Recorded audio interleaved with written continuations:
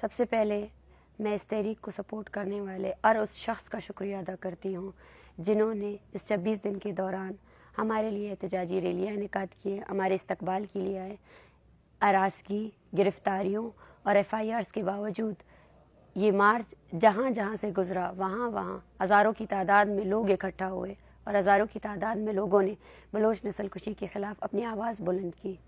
آج یہ تحریک 26ویں دن میں داخل ہو چکی ہے اور کل ہم اسلام آباد کی طرف جائیں گے۔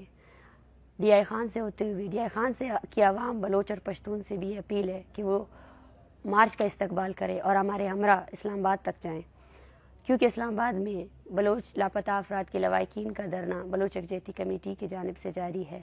یہ مارچ اس مارچ کو اس دھرنے میں ضم کیا جائے گا اور یہ اس تحریک کی ابتدا ہو سکتی ہے۔ یہ ہماری تحریک کا دوسرا فیز ہے۔ ہم اس ریاست کو یہ پیغام دینا چاہتے ہیں کہ یہ پرامن تحریک بلوچ نسل کشی کے خلاف ہے۔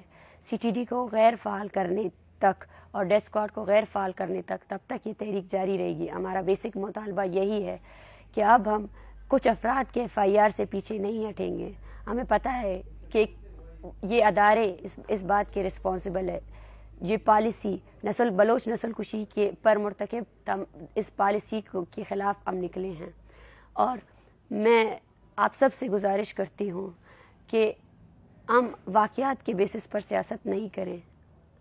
ہمیں پتہ ہے کہ جو ہو رہا ہے وہ غلط ہو رہا ہے، تو اس غلط کے خلاف اس تحریک کی حمایت کریں اور اس تحریک کے ساتھ جڑے رہیں۔ اسلام آباد میں جب یہ تحریک شروع کی جائے گی تو مشکلات آئیں گی، پریشانیاں آئیں گی، لیکن ہم اپنی قوت کو مزید بڑھاتے جائیں گے۔ ہم اس ویڈیو کے تعلق سے پورے بلوچستان کے لاپتہ افراد کے لواحقین سے یہ اپیل کرتے ہیں کہ ان میں سے کوئی بھی لاپتہ فرد اگر وہ اسلام آباد کی طرف آنا چاہتا ہے وہ ہم سے رجوع کرے۔ ہم انہیں اسلام آباد کے دھرنے میں استقبال کریں گے اور ہم ان کی آواز کو بلند کریں گے۔ ابھی وقت آ چکا ہے کہ بلوچ اپنی لاشوں کا انتظار نہیں کرے اور اپنے پیاروں کے لیے آواز اٹھائیں، ریاست کی تمام پالیسیوں کے خلاف آواز اٹھائیں۔ یہ ایک پرامن تحریک ہے۔ ہم سپریم کورٹ سے اپیل کرتے ہیں کہ اس تحریک میں شامل جتنے بھی شرکاء ہیں ان کی حفاظت کو یقینی بنائیں اور اس تحریک کو جو اسٹیبلشمنٹ کی جانب سے جتنی ہراسگی اور کریک ڈاؤن کا سامنا ہے اس کے خلاف بھی وہ عملی طور پر قدم اٹھائیں۔